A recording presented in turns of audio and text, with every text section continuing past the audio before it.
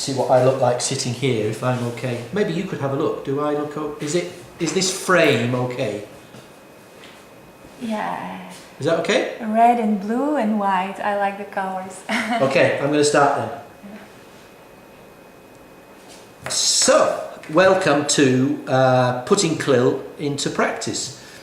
We're very pleased to announce that the course is now registered in the School Education Gateway database, so you can all go there and have a look, find the registration form and all the details. My email is in there for any questions to do with the course. I'd like to say a few words just as a summary and overview of what we're offering. Basically, we're going to look at 3D CLIL. We're going to look at the 3 dimensions, concepts, procedures and language, and we'll give teachers a very clear overview of what those instruments mean for teaching a content subject through English as a foreign language or other languages, much of which appears in the OUP book, Putting CLIL into Practice. So we're going to do that. Why is 3D CLIL different from other approaches to CLIL? What does it offer differently to what's out there at the moment?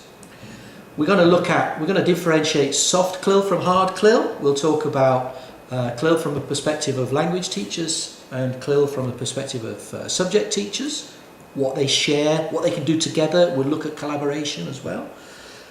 We'll look specifically at language. We'll have a look at vocabulary resources for subject-specific language, ideas for helping students manage their masses of vocabulary in specific subject areas. For example, a very simple approach is mapping vocabulary. We'll have a look at how teachers can help students learn techniques to organise the language that they're being given in a foreign language.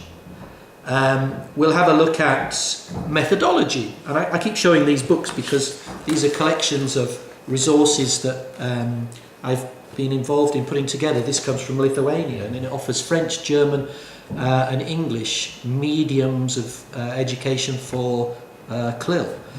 So there are lots of ideas I'd like to share with participants on the course. For example, guiding input and supporting output. We'll have a look at what teachers can do to help their students when they're presented with a text and they have to read it and understand it and do things with it. We'll have a look at techniques for teachers guiding their students through this input content. Similarly, with listening and viewing content, whether it's a teacher talk from the front of the class or a video or animation, we'll look at how teachers can manipulate that content to make it more straightforward and more structured for students. We'll look at supporting output, so we'll move on from input material to student production, and we'll look at writing and speaking skills and producing, for example, templates to support students in their written English. We'll produce models and structured models for different genre of writing in different subjects. So, for example, in a history context, helping students with blueprints for analysing propaganda, posters from wars in the past and how posters were used. Students need to analyse that in a history context, and we can provide templates to help students do that and embed language in those templates.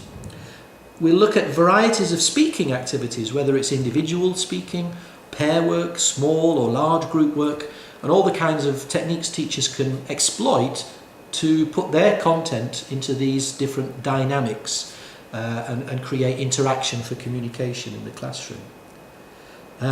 We'll have a look at resources, of course, and we'll have a look at networks.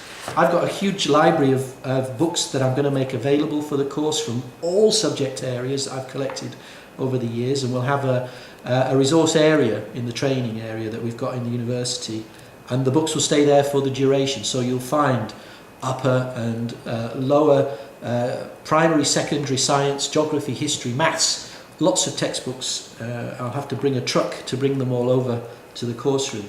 We'll look at networks, and I've got a copy of the Fact Journal with 3,500 teachers around the world, and we'll have a look at the networks teachers are already in, and I'll suggest how teachers can get involved.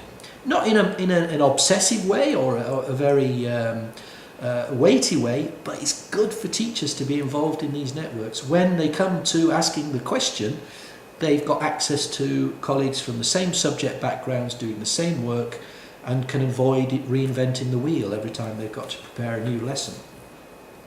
And we'll have a look at projects as well. I've got here an example of a project, Trash World. It may be that teachers want a bite-sized approach to CLIL, and they can do that through identifying the right project material and programme for them. So we'll have a look at that. Lastly, we'll have a great time.